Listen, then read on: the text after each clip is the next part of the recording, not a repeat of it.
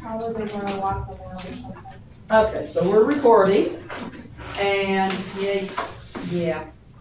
I'm so glad you guys are here. Technically, when the class is over, I'll go ahead and start the process of uploading to YouTube. Yeah, exactly. I do have a YouTube channel where I post those for whomever needs them. It's, because, So, anyway, here's what's going on. I'm starting the recording.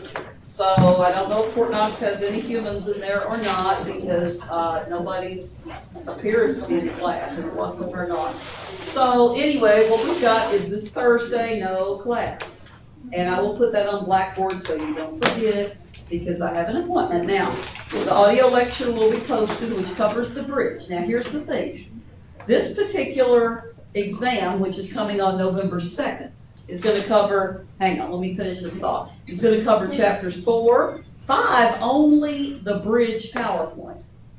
Yeah. Nothing else, okay? You skip the chapter, only go by what we do on the actual PowerPoint. That's it, okay? Don't worry about getting into the weeds of chapter 5, because it does go out into the weeds. I think someone probably wrote us. Yeah, I heard, that sounded like that came from my phone, though, hang on. Did you go ahead and ask your I question? just need to tell you I gotta leave early. Okay, thank you. I just forgot. Okay. All right, so anyway, it's only over the bridge in that, and then chapter 6. So, the test will be on Thursday, November 2nd, and probably, just in the interest of time, it'll probably be on Blackboard, okay? Because, we've had such a horrific time getting someone to proctor at Fort Knox the test, and so it would be so much easier if we just give you guys an exam on Blackboard instead of having everyone sit and have to actually test on paper. Probably will help you if you didn't do as well as you wanted to on the other one. Anyway, so that's what's coming up, and then I have the rest of the, we've only got like 4 weeks left. Did you know that? That's insane, but it's true. So I also was going down through here, and I figured then 2 weeks later, on November 16th, the way that I worked out my lectures, I sat there for a long time trying to figure all this stuff out. 7, 8, and 9, chapter 7, 8, and 9 exam, right there. Okay, so this is what I know right now. This is what I know right now. Okay, so if you have any questions, you can ask after class, you can email, or whatever, okay? Now, where did we get to? We're in the Roman Empire, somewhere in those emperors. Caligula. Ah, yes. The movie that you described. Oh, yeah, Caligula. So did we actually, He said that you couldn't get into him because those cabinets.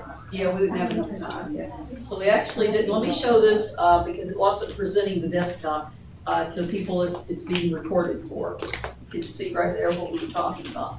Okay, so then let's talk about Caligula. Go over and open up our PowerPoint. Now, Caligula is going to come in after Tiberius. He's going to be proclaimed as the emperor. He's not going to be elected or anything like that. He's not going to be the legitimate heir, so to speak, because Tiberius, if you recall, Tiberius had not chosen an heir. After his son Drusus was killed, he had not chosen an heir. So Caligula is going to ascend into that position. All right, now we grab this PowerPoint real fast and roll over to Caligula.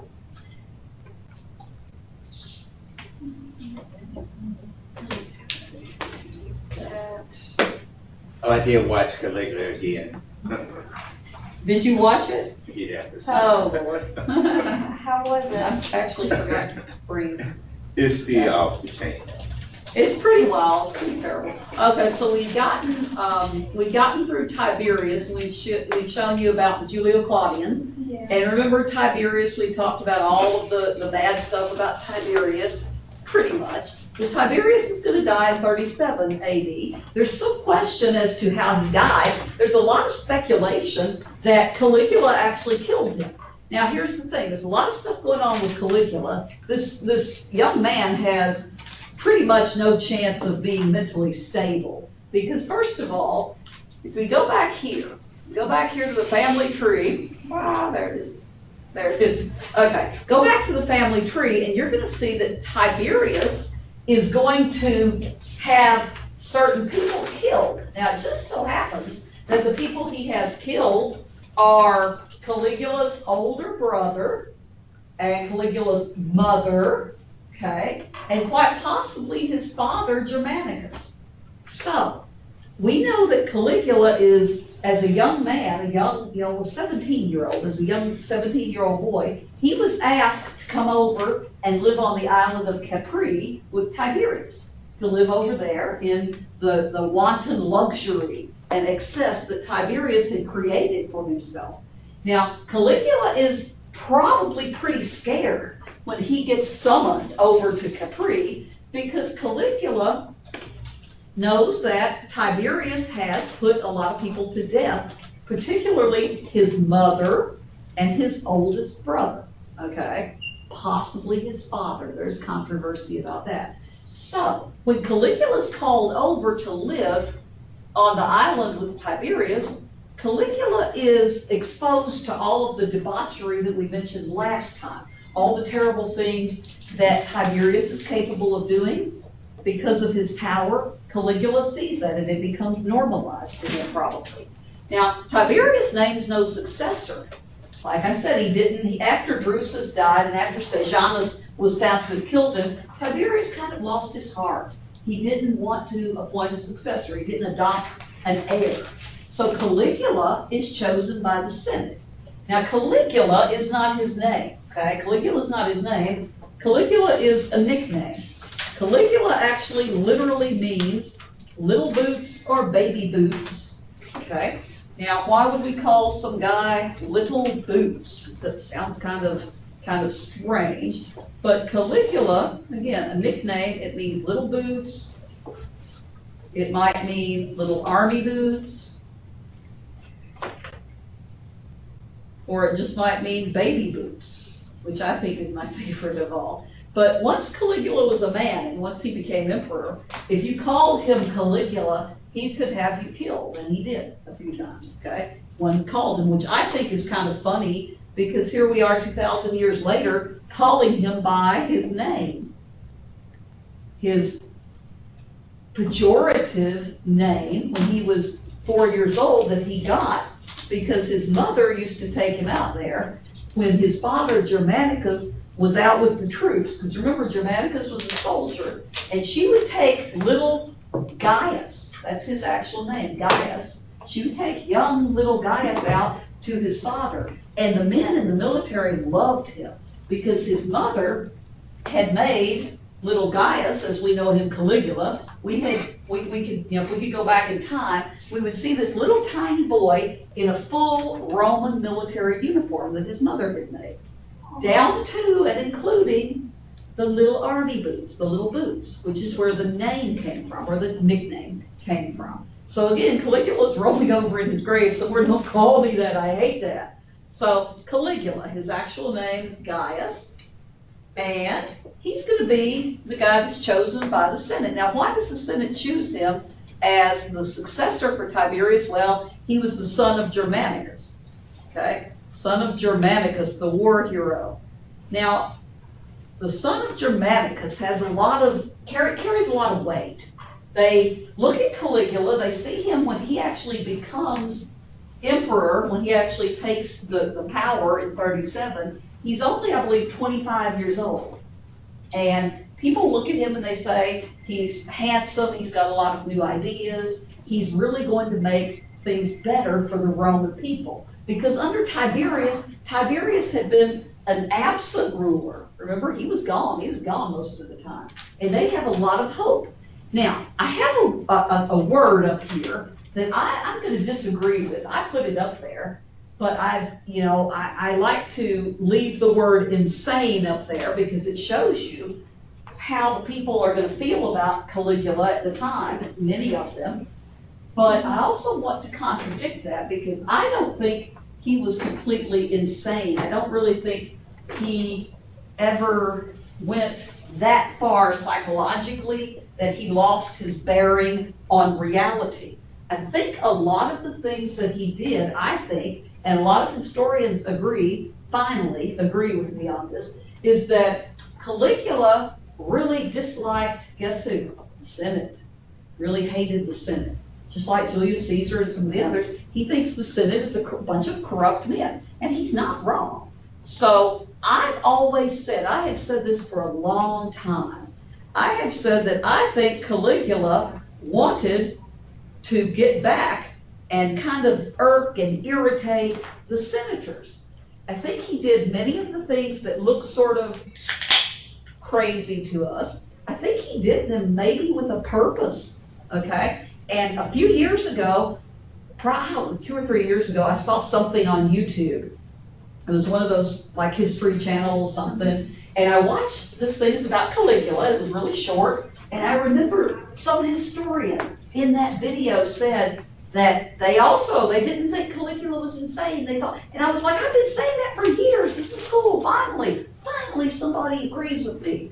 But here's where I'm going to prove it to you, okay? Here's where I'm going to kind of explain why I think he was not insane, that he was actually just trying to get the senators in every possible emotional way. He was just kind of on them, trying to make them feel inferior, trying to let them know he was indeed in control and they had no power.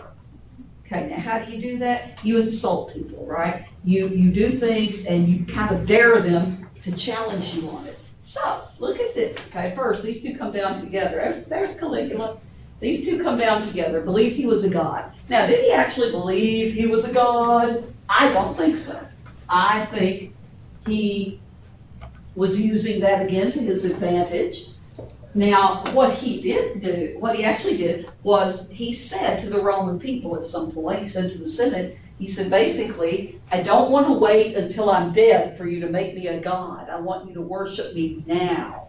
Okay, make me a deity now while I'm alive. Because after Julius Caesar was assassinated, they made him a god, and so on. That's what they do sometimes with their leaders. So he says, I want to be a god now.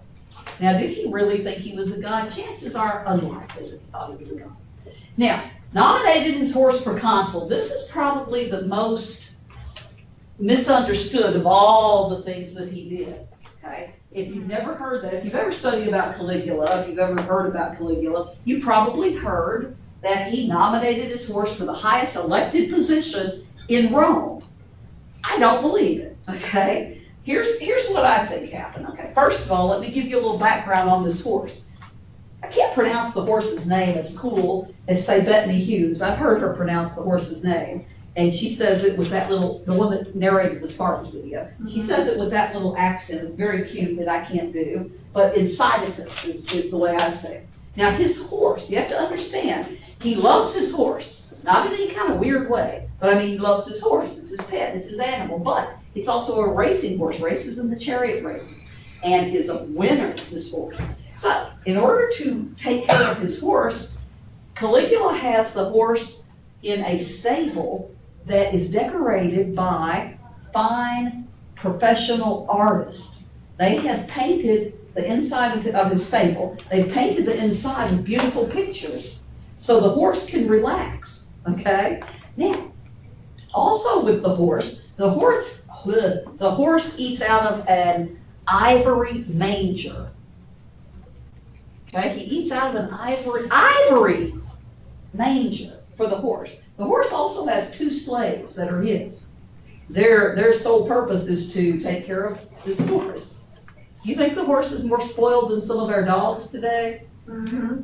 Very, maybe, yeah. Now, here's the other thing, though. This is where it starts to get a little bit weirder.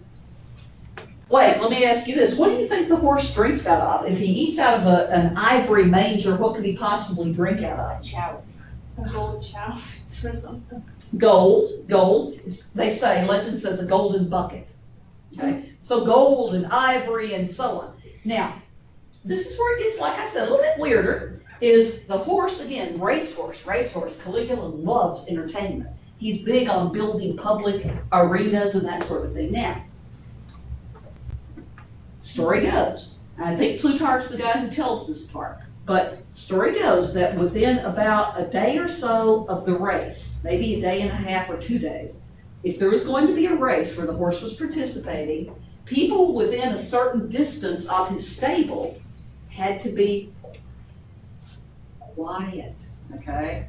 Now, if you got too rowdy, you got too loud within that circumference, I don't remember how far it was, but let's just say a mile or so, within that region, you were disturbing the horse. The horse was resting up for a race, and if you're disturbing that horse by being loud, guess what your punishment would be? Death. Oh, that would be death, yeah. So, do I think he nominates this horse because he thinks this horse is a good guy, you know, and he's going to go in there and serve the Romans as consul? No. Here's what I think. I think what he did is, oh, wait, I forgot a piece of this puzzle, okay? When we talk about the senators, we talk about how much he despises the senators. Imagine this. This is what happened.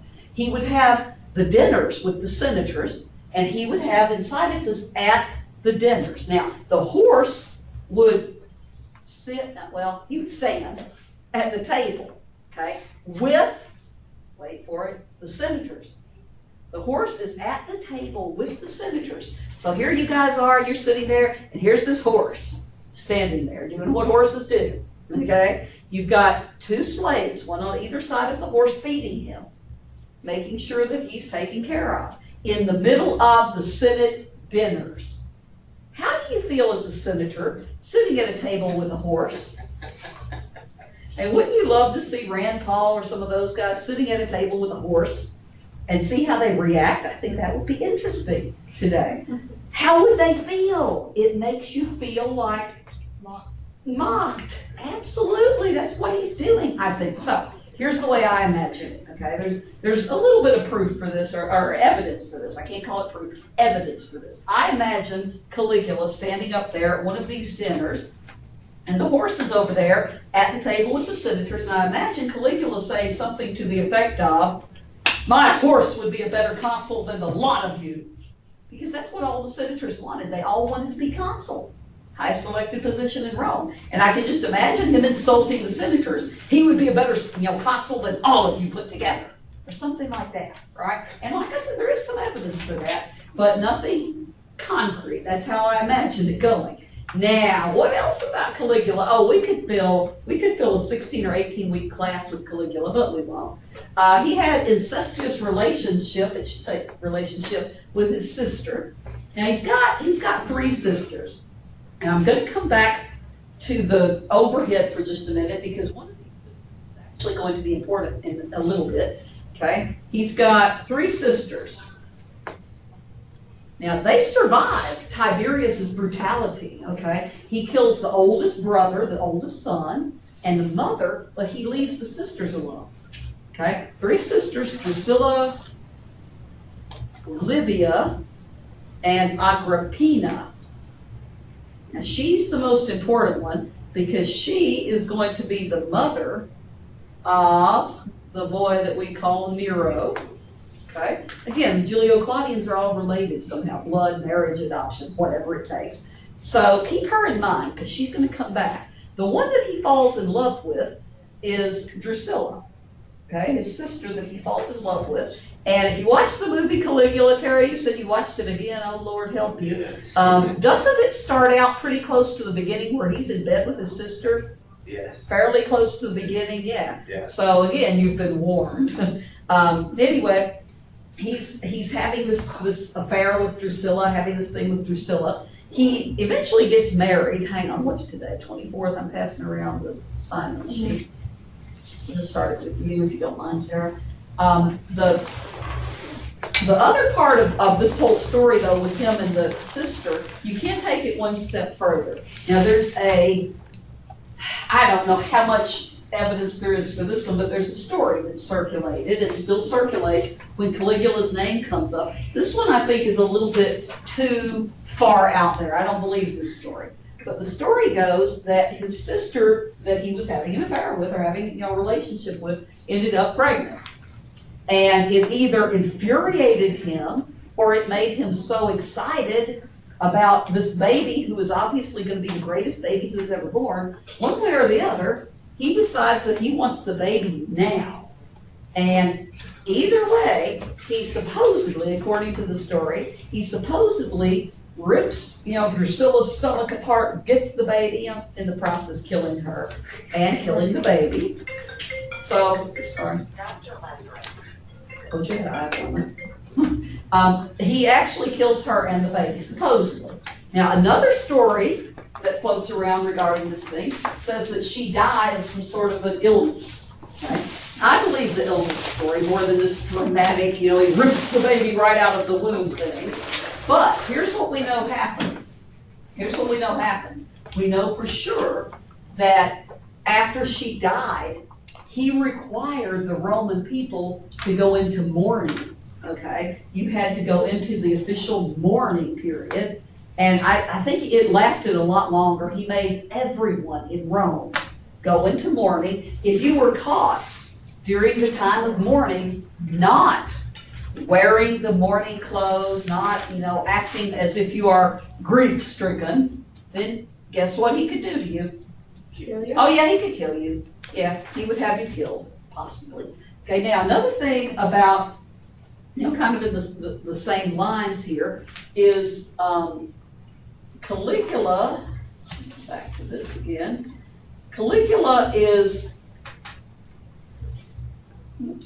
he's going to have many other kind of quirky things, but there's a few very dangerous things for the Republic. Now, by the time we get to Caligula, again, in the same vein of taking the power that Tiberius had done, Caligula, by the time he's in this position, the Romans know that they've got an emperor at this point.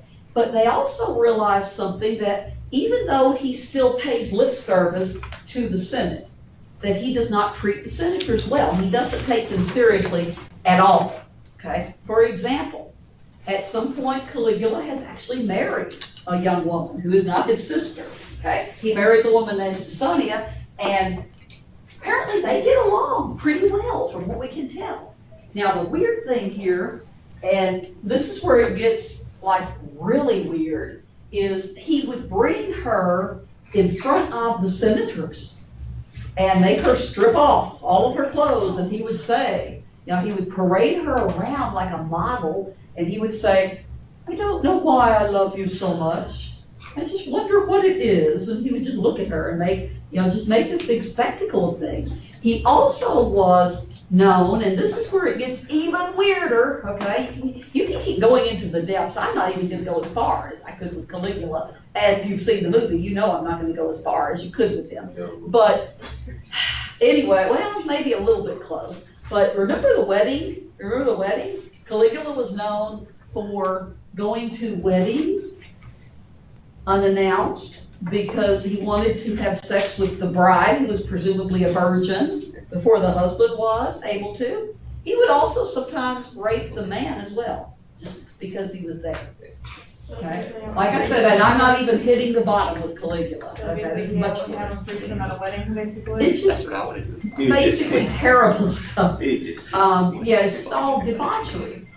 He's also going to, with the senators, though, back to the senators, similar type of thing. What he would do is, we've got the senators gathered, and he would go out and he would grab one of their wives, and he would take her somewhere and have sex with her, come back and tell the senator all the details. He would say, so, Trent, let me tell you about the... Can you imagine? Can you imagine that? That is what the Roman people had to live with. Now, they realized that with Caligula, they've got a madman ruling the civilized world, and there is no way to get rid of him.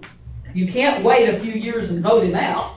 You can't wait 2 years and vote the other party in the midterms. You can't do anything like that. Kill him off. You can't impeach him. You're going to have to...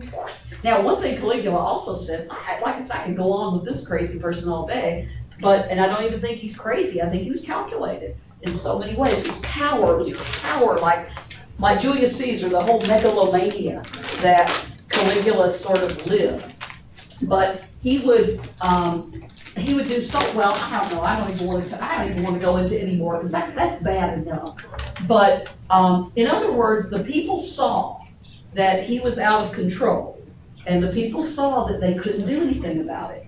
Now, he's gonna revel in blood just like Tiberius had, and to a greater extent. He's gonna indulge whatever he wants. And now, how are they gonna deal with it? Well, it turns out that he's going to be assassinated. And if you've seen the movie, I think the worst part of it, because all the other stuff, the sex and the violence, okay, yeah. But the worst part of it is at the very end, and I haven't seen it in probably 12 or 13 years, but I still remember the scene at the end of the movie. It's pretty close to the end. Now, Caligula had a wife, like I said, Caesonia, and they also had, by this point in time, they had a little baby, little 2-year-old baby, okay? And if I'm not mistaken, at the very end of that movie, they show what happened after Caligula was assassinated. So the Praetorian Guard, the emperor's secret, not secret necessarily, but I think of them like secret service, the emperor's guards, they are going to assassinate him as he's coming back from the Palatine Games or something. He's going in this secret way into the one of the big amusements, and they attack him, they surround him, and they kill him. Now they also though kill his wife after he's dead, and they kill the little baby. Now, am I right about, they do that very graphically in the movie, right? Yeah, it's kind of graphic. It's kind of graphic. I remember it because the way they killed the little 2-year-old, now again, this is the ancient world, it's horrific. They take the 2-year-old little girl by her feet and smash her against the concrete. Do they show that? I think I'll fall asleep then. Okay, well, I would be glad. But because I watched remember them it. taking the little baby. Yeah, they take the baby and they smash her, against her brains against the concrete. And again, you've been warned about this movie. Now, Caligula is going to have such a brief reign because of the assassination, because that's the only way they can get rid of him. And now what do we do? Well, here comes Claudius. Claudius gets a bad rep through history. Claudius is actually not a bad guy compared to especially Tiberius, Caligula, and then the guy that follows him, Nero. Claudius is sort of a, breath of fresh air in a way. He is the first emperor proclaimed by the military. Okay, the Senate is like, we made a big mistake when we picked Caligula, so we're not going to pick the next guy. We abstain. And the army comes in to the palace, okay? The Praetorian Guard particularly, they find Claudius there. Now remember, Claudius is going to be the brother of Germanicus. So who is he to Caligula? Family tree. Uncle. Yes, his uncle. Okay, because remember, Germanicus is the father of Caligula and Claudius is his brother. So the military comes in and they say, okay, Claudius, you are now king. Now I have, if you want, I mentioned Caligula, I have a cleaner movie that you could watch. Actually, this one, I might not get too many takers on it because it is quite long. It's a mini-series. But it's about Claudius. There's a famous book written by one of the great Roman historians of modern times called I, Claudius.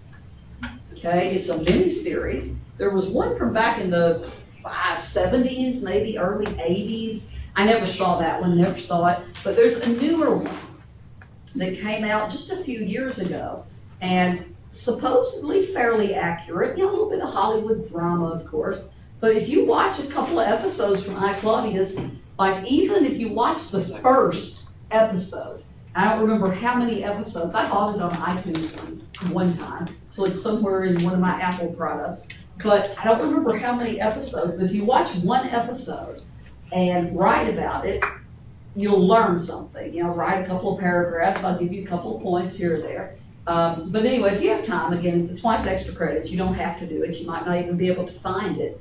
I certainly don't want you to go rent something like that for extra credit. But it talks about Claudius. Now, Claudius is, again, he's a good guy in many ways. And he gets the bad rep for ridiculous reasons because Claudius is portrayed by the Romans at the time, who were in power, as a weak man, not very smart, and the way they were looking at it was basically based on two things. he stuttered, and he had a clubbed foot. And either one of those things is gonna affect your intelligence, we know that. They didn't know that in the ancient world. You have a limp, you stutter, they immediately say, well, there's something wrong with you, you're not very smart. But as I've said, okay, it's a refreshing contrast to Tiberius, Caligula, and Nero, okay? So Claudius, though, again, a lot of people put him down as this very poor leader. I don't think he's a poor leader. I think he does a lot of very good things for the Roman people. Now, even Caligula, though, you've got to give the devil his due. Even Caligula spent the first, 18 months or so of his reign lowering taxes on certain people, raising the pay of the Praetorian Guard, and taking care of the veterans, that kind of stuff. Caligula starts out doing a pretty good job. And then he gets sick, and, that's where the question of his insanity or whatever comes in. Claudius starts out doing a pretty good job. Now, if I were the military, though, I would have thought twice about putting Claudius in, simply because we've already had the son of Germanicus. Why is the brother going to be any better? Okay, Germanicus was the hero, and his son was ripping apart the Roman people.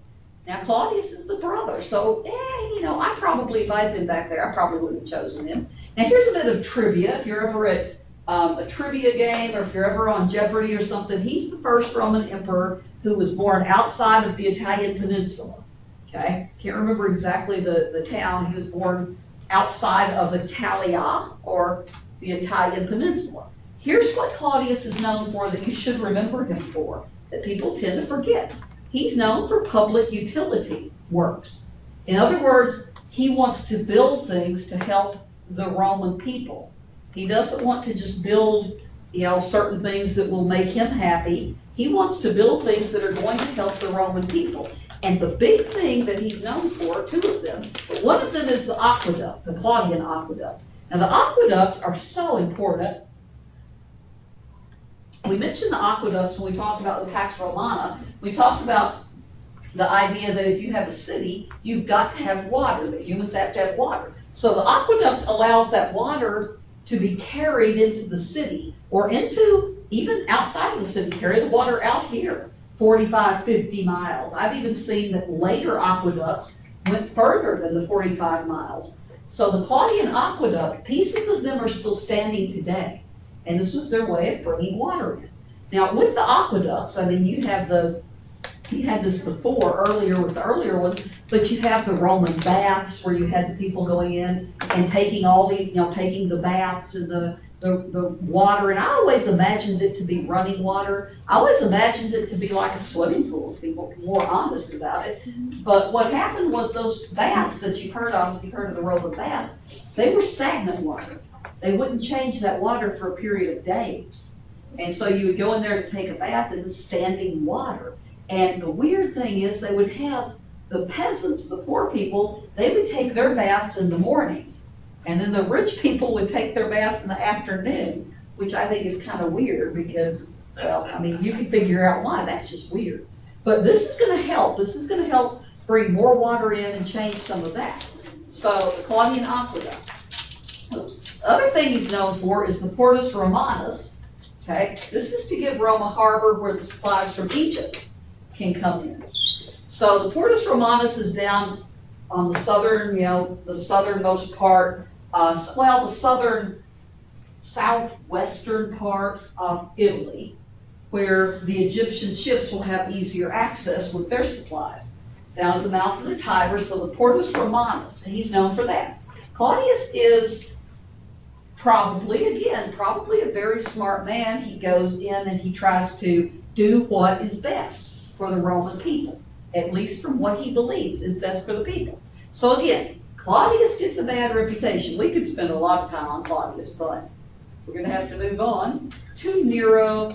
Now, Claudius, here's a little bit of drama. Okay, look back here at Claudius. Claudius is going to be in from 41 to 54 AD or CE. Okay, we've got Claudius. And then we've got Nero. Okay, Nero is going to be in from 54 to 68. Now again, funny stuff happening here. Claudius is the brother of Germanicus, right? We already established that, yes? You remember that. Now, think about this. His second wife is going to be the sister, one of the sisters of Caligula. Wait, what family thing's going on there? There's something weird going on there. What is it? Who is she to him? Niece. Niece. She is Caligula's sister. Remember, that's his uncle. Germanicus is the father. Okay, father. And so if that's his brother, hey, that's the kid's uncle. She marries her uncle Claudius. She seduces her uncle Claudius because she is looking for, we believe, power. Okay, now Agrippina, she's one of these women that you hear about in history who's on that search for power. But she doesn't quite make it the way she wants to. Now Agrippina is going to seduce Uncle Claudius here. She's been married before though. She has a son named Lucius. He's got one of those huge, gigantic Roman names, you know, with all the Gaiuses and Lucius and all of these things, parts of it. But she has a son. And we know him today by another name, Nero. Wait, but it's Lucius like the name of the devil? No, that's Lucifer, but the Lush, it's probably some kind of, I don't know, some probably coming from the Roman, somewhere in there, or the Latin. But Agrippina is going to seduce Claudius because she thinks that she can control him because he's a weak imbecile, right? He's not a smart guy, I can take over, I can do what I want to do. I'll have the power. But it doesn't work out that way because Claudius does what he wants to do, you know, within the realm of what he wants to do, at least partially. And she determines that, first of all, she wants her son to be his heir. So she tricks Claudius into adopting her son as his heir. Okay? Now, once he adopts Lucius as his heir, then the story goes that she poisoned Claudius. Probably true, probably true. She poisoned Claudius. There's some thoughts, you know, it was poisoned mushrooms or something. But she poisons Claudius and he dies. Now, since he has adopted Nero or Lucius as his heir, then obviously that's the next guy on the throne. Agrippina is excited about that because she thinks that her pudgy little 17-year-old son, who has absolutely no interest in doing much of anything, today he would be one of those kids that would sit there and play video games all the time in mom's basement. It's the way I imagine him, okay? He's not interested in doing anything productive, okay? He's not interested in anything. Here's what he wants to do. He wants to be an actor. He wants to be an entertainer. Okay, now let me show you back to the family tree. We have kind of the best picture, I think, of Lucius. Okay, let's go back to the family tree for 1 second. And right here, look at him with his double chin and everything. There's Nero, okay?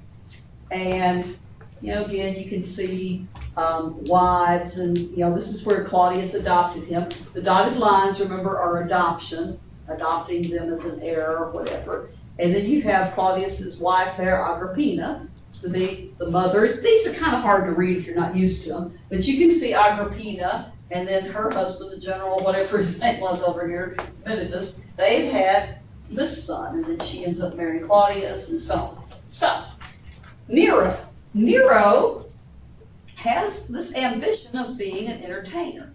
Now in the ancient world, you've got to understand, throughout most of history, the entertainers are not people that you look up to.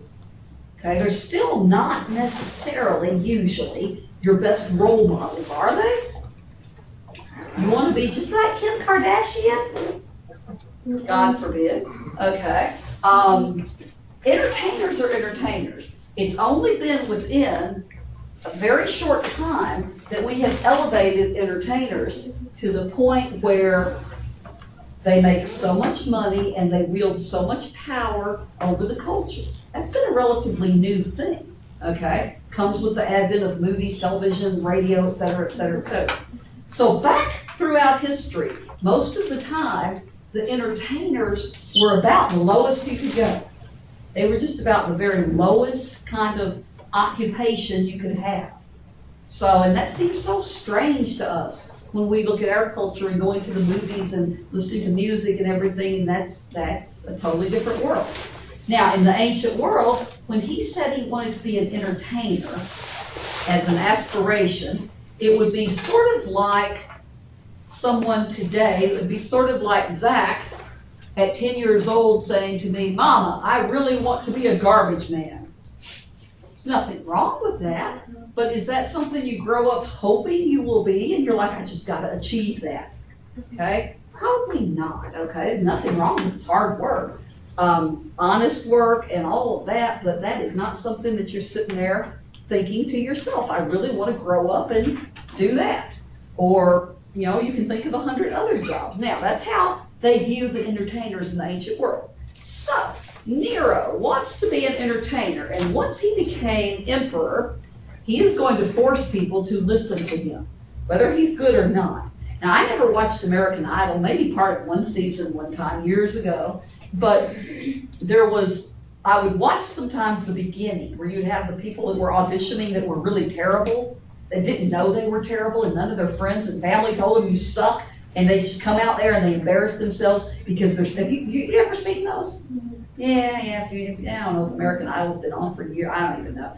But something where they would have them out there singing and doing whatever, and they thought they were so great, and they thought they were the next whoever, you know, big star, and they were just terrible. That's kind of how I imagine Nero. He used to love to recite these big poems. He would love to recite from, you know, from Homer, for example. The Romans, of course, they love to co-opt the Greek stuff. And he would also love to sing and play.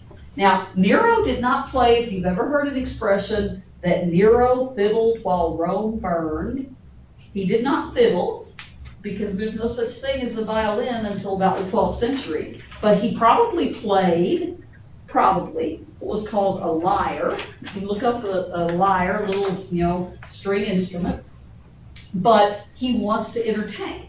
Now, what he would do when he became emperor then is he would require you to come to his performances. He wouldn't just invite you and say, please come. He would command that you come to his performance, and you would sit there the entire time. Now, he would perform longer than like Bruce Springsteen back in his heyday, who used to give 4-hour concerts back in the, whenever, you know, back in the day. He would do, you know, at least 4-hour plays of some sort, or some kind of entertaining, he would think, for the people. Now, here's the funny part about this. One of the historians tells it from one point of view, another historian tells it from another point of view, but both of these ancient historians say that there are tales of men and women who were stuck in his performances, who wanted to get out so badly. For example, women who gave birth during one of his performances because they couldn't leave. He would not allow anyone to leave. They were in there. And you have men who pretended to be dead so they could be carried out of this performance. That's how bad it was, okay? So Nero is not going to be exactly popular in some ways with the people. Now, another problem that's going to come up is the fact that his mother is extremely overbearing. Whoops. Trying to write and think at the same time, it doesn't work. Okay, Agrippina, his mom, is very overbearing. Now again, the boys that stay in the basement with their mom all day and, you know, play whatever and do whatever and don't have a job and such in the basement, I can imagine mom bringing them food at some point, can't you? And I can also imagine mom telling them sort of what to do and what, you know, sort of that kind of thing. So I still imagine that with Nero. His mom is extremely overbearing and dominant and domineering. And so as a young little 17-year-old boy, mama tells you to do this stuff, he's gonna sort of listen for a while. First 5 years of his reign, he does a lot of good. Go back to the PowerPoint. In the first 5 years of his reign, okay, here. Oops, there it is. Okay. He's a descendant of Augustus. He's proclaimed by the military again. The Senate ratifies that and accepts him.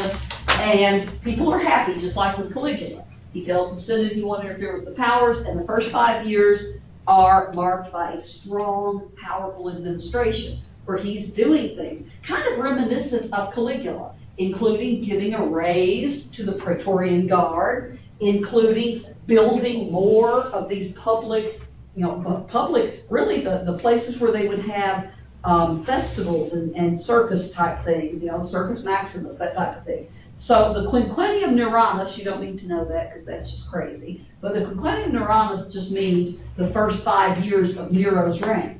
He did pretty well. But his mom is back there in the background, pushing him quite frequently. Now, Nero also, again, here's some good things. Now, second bullet I have up there, he's got passion for the arts, or I've got passion for the arts. Okay, so that's where he's out there building a lot of these public places for people to enjoy the art and the music. Now he does reduce taxes. One thing that he does that we don't think of is he bans the capital punishment. So in other words, the idea of sentencing someone to death for breaking the law is going to be, gone with Nero. Forbidding the contest involving bloodshed, like the gladiatorial type things, right? Now, he's also going to maintain a certain level of stability. Okay, Nero's going to be able to, for the first 5 years especially, he's going to be able to project this leadership and this strength throughout the Roman Empire. Now, at some point, though, it goes bad. Okay, things are going to go bad after Quinquennium Neronis, and the rumors that his mom poisoned Claudius have just been pervasive. Okay, he can't get out from under the fact that he came into this position illegitimately. Okay, that she poisoned Claudius to get him in that position. Now, let me also tell you about Agrippina, though, and his relationship. One thing he does is he tries to have her killed a few times. He eventually succeeds, but one of the times, it's something like this, okay? She's getting ready to go out on a boat to watch some sort of festival, some things going on, and the boat is going to be out in the midst over here of the water, and they had rigged the boat. So once it was out far enough that she could not swim to shore, it was going to sink. It was going to kill her. And he wouldn't have anybody blaming him for that because, oh my goodness, the boat sank. Well, it turns out that Agrippina gets on the boat, it's headed out into the center out there, and it starts to sink pretty quickly. It doesn't work the way they planned it, and she is able to swim back to shore, and she is mad, okay? It's like, somebody tried to kill me. And that's the first time. Okay. Eventually what's going to happen is he's going to have her, killed and have her out of his way. He's going to move on with his life. But these rumors were just always hanging over his head. So he has to do something with her. Now, there's going to be another big deal here. The Great Fire of Rome. Great Fire of Rome is going to end up taking down most of Rome in one way or the other. Okay, there's going to be, I believe it was 14 districts in Rome at that time. We break them down by districts. One of the historians, I think it may have been Suetonius, who said this. It may have been one of the others, but I think it was Suetonius. They talked about the Great Fire of Rome with the districts and said, okay, we had, out of these 14 districts, we had, this many, like 6 of them that were mostly destroyed. We had maybe another 5 of them that were almost completely destroyed. And out of all that, we have maybe 1 or 2 that are standing. He breaks it down where you can see the destruction. Okay, the fact that the destruction in this Great Fire of Rome was just constant throughout most of the districts. There were maybe a couple of districts that were spared, but the saying that I mentioned earlier that a lot of you may not have ever heard of, Nero fiddled while Rome burned, comes from the Great Fire of Rome. And here's what happened, okay? This fire breaks out, and nobody really knows what happened, but we suspect that Nero set it himself. We suspect, because he wanted some more land to build another big public building, and the Senate was not going to give it to him. And he wanted it, and he was kind of fighting with the Senate. Now, yes, he could have probably said, my land, blah, blah, blah, I'm the emperor. But again, the Julio-Claudians, what they do, first 5 emperors, they keep up this illusion for the people that the Senate still has power. So what happens is this fire burns over there, and starts in the region that he wanted. And so why wouldn't they let him have it now that this region's been burned out? Now, another part of the Great Fire of Rome, though, is that saying that I mentioned. Now, what really happens here, we know for sure, is that Nero called out the fire brigades. He sent out the firemen out to fight the fires. We know that for sure. Okay, there's all kinds of people reporting that Nero sent out the fire brigades. Now, somebody's got to be the leader. Okay, somebody's got to be the emperor. Somebody's got to be the president. Somebody's got to be the governor. My mother used to say, somebody's got to go out in front. That was like an expression she would use. And the truth is, Nero did what any leader would do in a place as big as Rome. He sent out the firefighters. He then, this is where he gets the criticism from some of the people at the time, he then went up to the highest point of the palace, and he looked out over the city as it was burning. And again, I think it was Suetonius who talks about that Nero was watching the fire burn, and he started singing a song about the fall of Troy. What happened to Troy at the very end of the story, of the Trojan War? Fall down. Burn and fall down. Burn. Troy burned. So he was making, if you think about it, he's making it as a fledgling entertainer, he was making a logical connection. He was up there, some say mournfully, singing about the fall of Troy as he watched his city burn. Some say gleefully. And that's where you get the expression, in other words, Nero fiddled while Rome burned means that you've got a leader who's not doing what he's supposed to be doing. When something horrible is going on over here, he's out golfing or something.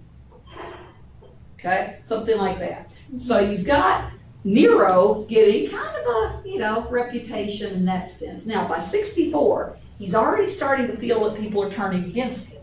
There's this new religion that's not been around very long. This new religion, Christianity, has come from Judaism. Christianity, just like Judaism, is a monotheistic religion. Christianity has its roots in the much earlier, older religion of Judaism. And Nero is going to be one of the guys that actually does a lot of persecution of the Christians.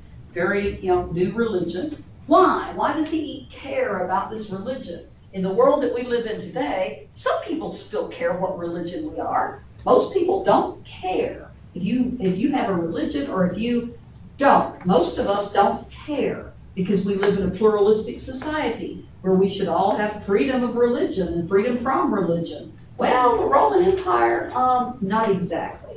Roman Empire, if you recall, just like the Greeks before them, Roman Empire and the Greeks believed that all of you and all of us needed to go and practice a civic religion. We needed to go and participate in the religion. Why? What was the purpose of everybody participating?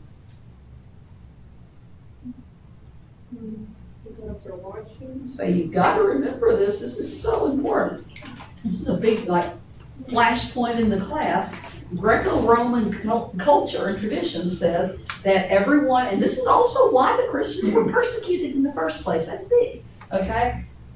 Their tradition says that everyone participates in the civil religion, because if you start to have a lot of people not participating, the gods are going to look down and see that not enough people are worshiping them, and they're going to remove their protection from your city. There's going to be people that take that very seriously. You're going to have people that are going to write books after the fall of Rome in 476-ish Okay, you're gonna have people later on that write books outlining and detailing how the Christians caused the fall of Rome because they refused to worship the gods of Rome.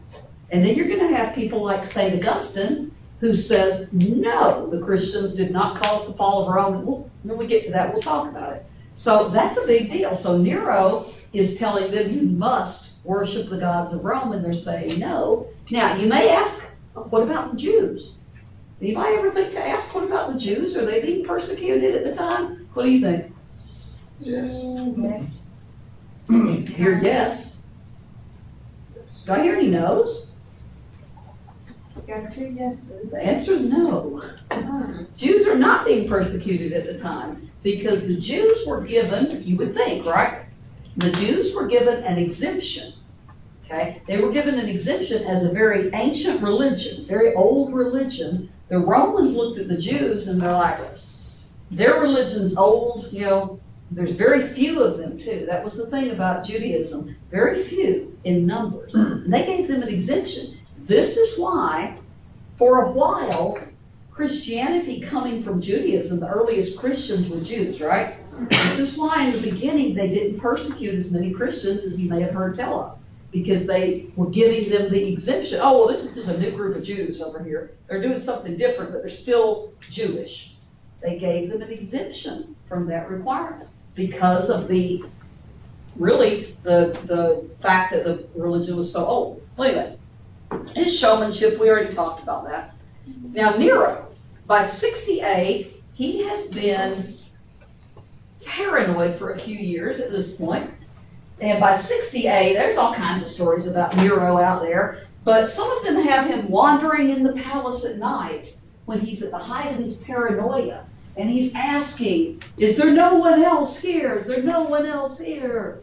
And everyone has left me, and that type of thing. Now, Caligula, for his personality and stuff, Caligula also was known for wandering the halls at night of the palace. And Caligula would also curse the sun and tell it to rise. He was so tired of the darkness.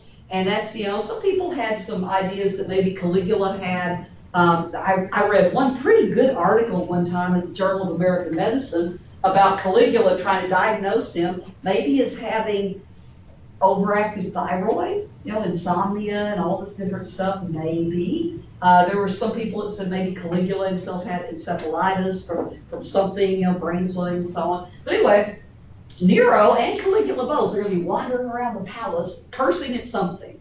Now, Nero is going to, at some point, decide he can't take it anymore. He wants to kill himself. Now, again, there's accounts of Nero, but Nero, does he ask one of his one soul loyal guy that's there with him to help him commit suicide? We think so. Okay, but Nero commits suicide in 68. Okay, and he's right. The people are turning on him. He's absolutely right. Because look what happens after Nero's death. Things are not peaceful. People thought Nero was the problem. The problem was a lot deeper than one man, as it usually is. It's in it. There's something a lot deeper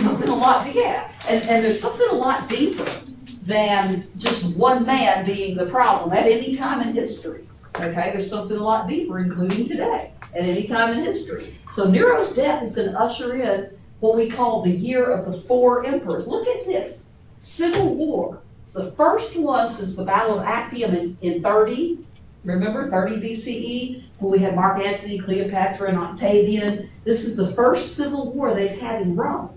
Okay, right here. Now, it's not going to be disruptive enough that the Romans are going to say, well, this ends the Pax Romana. Okay, it's not going to be that, it's going to be disruptive, but it's not going to be so tragic in terms of loss of life and destruction of property that they're going to call it, well, the Pax Romana is over. They're just going to call this year kind of a bad stretch, okay? The year of 4 emperors. Can you imagine if we had in the United States a year where we elect a president, the president turns out to be whatever, you don't like him, he's crazy or whatever, and so another guy comes up and say Rand Paul, because that's the only senator that's ever on the tip of my tongue. I don't mean any harm against Rand Paul. He's the only one I can think of. Let's say he comes up and he kills the president. He says, now I'm president. Okay, and a couple months later, somebody else comes up. I don't know, name another. Mitch McConnell, he's also the only one I can think of. Comes up and he kills Rand Paul and he says, now I'm president. And you have a fourth one. That's what happened there. 4 emperors in 1 year. Can you imagine the instability the people of Rome must have felt at that time? They must have felt like, we don't know what's going to happen with our government. Is our government falling apart? Sort of. Now, it's going to take a few hundred years for it to truly fall apart, almost 400 years after that. But in the world that they're living in, there has been this new religion. Now, we've got to spend some time talking about the rise of Christianity, because during the Middle Ages, the most powerful institution in the Western world is the Roman Catholic Church. Okay? The church in the Western world. If you are a Christian in Europe at that time, in Western Europe, you are going to be, at some point here, a member of the Roman Catholic Church, or the Roman Catholic faith. If you were living over a little bit later, about 1054 or so, you would have the Greek Orthodox Church over in Russia. But in the beginning, you're going to have, well, the traditional church being the Roman Catholic Church. And we're going to talk about different types of Christianity, because there was not just one. And just like there's not just one today, there's a lot of different pieces to the Christianity puzzle. So the religious world of the Roman Empire we're going to talk about a little bit. We've already just kind of mentioned the Jewish background, the origins, we're going to talk a little bit about Paul, the spread, and then the growth. Why does it appeal so much to some types of people, particularly women and the slaves, okay, women and the slaves, because you're going to have Christianity telling people that they're equal, whereas the pagan religions, a lot of them, particularly the Roman religions that were very popular at the time, would not accept women into their cults, into their midst. The mystery cults, some of them were all men and so on.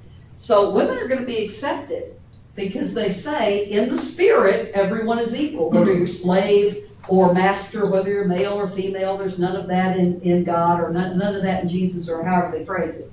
So we've got the rise of Christianity. So just, this is on Blackboard, so you can look back at that. So let's go back then and talk about the Roman religion. We talked about it already a little bit, little pieces at a time. So let's look at the overall picture of the Roman religion. Remember, the Romans are farmers to start with. They're very practical. If it works, we'll use it. If it doesn't work, we won't use it. They're just pragmatic. So they have this pragmatic attitude to religion. Now, just like the ancient world in general, they do not believe that there's one God. There's no omniscient, omnipotent God. There's no all-knowing, all-seeing, all-powerful God. They don't believe in that.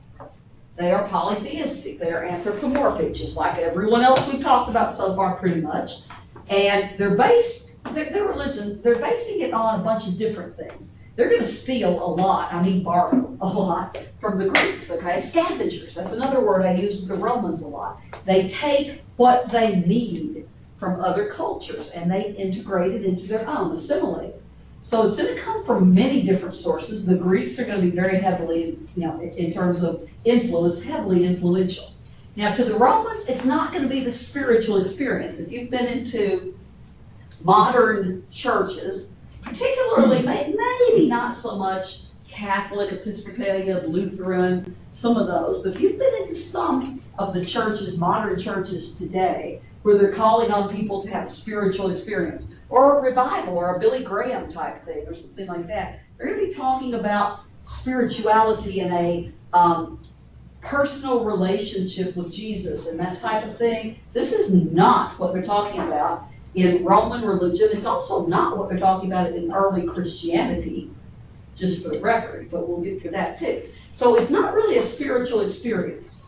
It's not something where you get in the spirit and so on. What they believe is that it's a contract between mankind and the gods. We talked about that. That's why the Christians were getting in trouble. They were not worshiping the Roman gods, okay? So they'll protect us if we worship them. So it's not some sort of a mystical type thing. And we talked about the Vestal Virgins when we talked about Rhea Silvia, but we got to mention them again. Oh my goodness, does anybody in here watch Supernatural?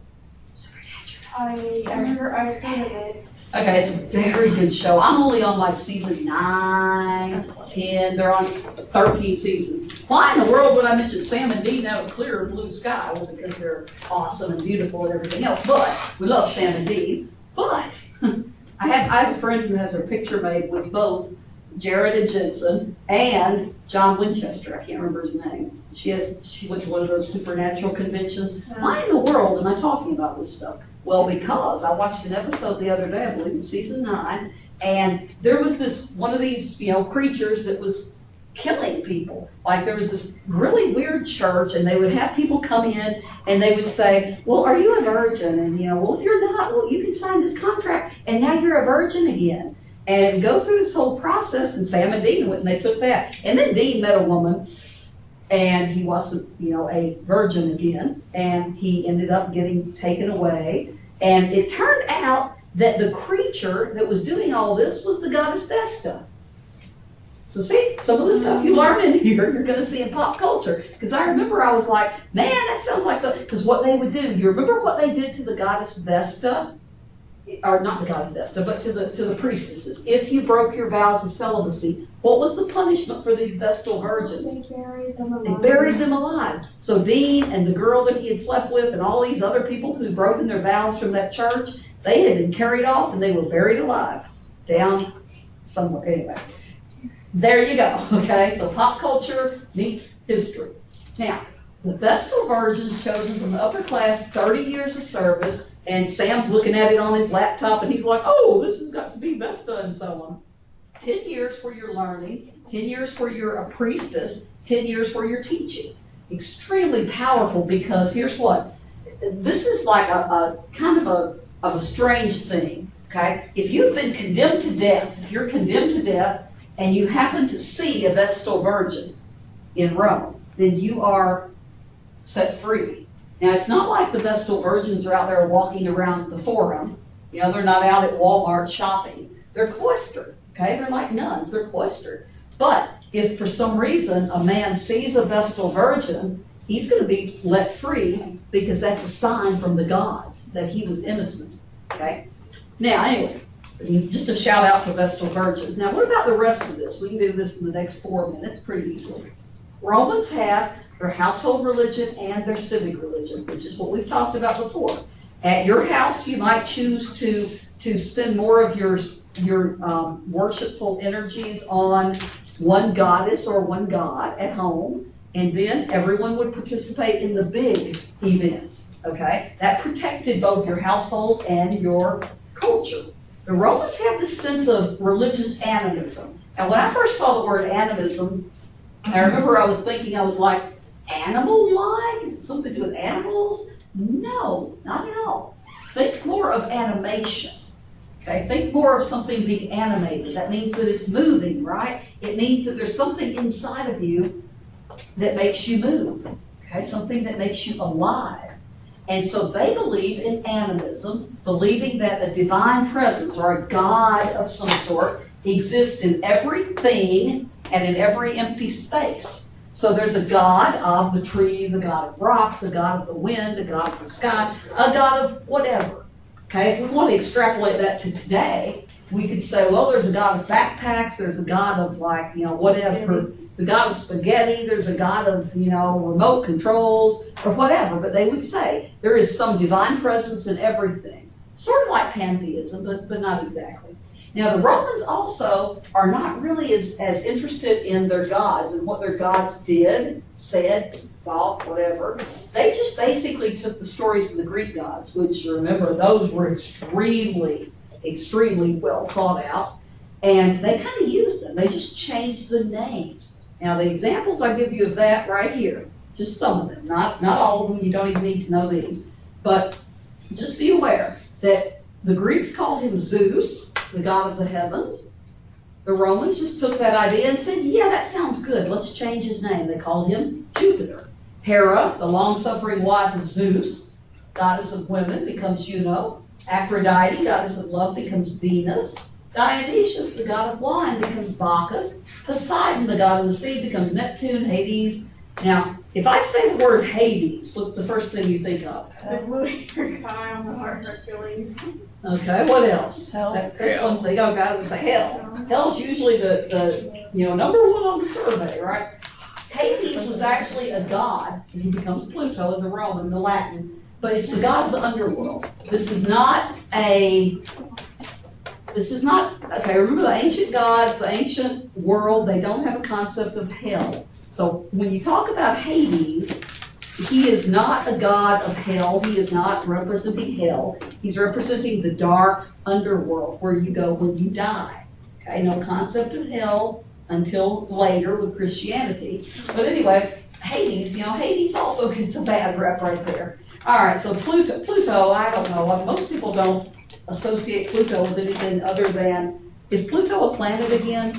I don't They know. say it's not. No, are you sure? So I know Neil deGrasse Tyson took a lot of, Neil deGrasse Tyson, my hero, took a lot of flack for declassifying Pluto from a planet. To a door. But then again, yeah, to a dwarf planet, but then again, I thought I'd heard that they would change that back. And I'm like, I'm confused, is Pluto a planet or is he not? For It's some the planet. new type of planet that they're classifying.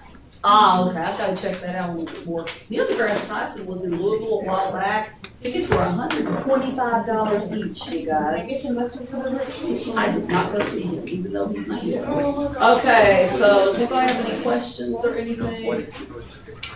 Still looks pretty dark over in Fort Knox, doesn't it? Anybody sit out, we had the guards library on this Friday, if they need any updates. Yeah, if anybody, is there, I would love to hear from you, I'm very sorry. Thursday and. Okay, Fort Knox. Peace out.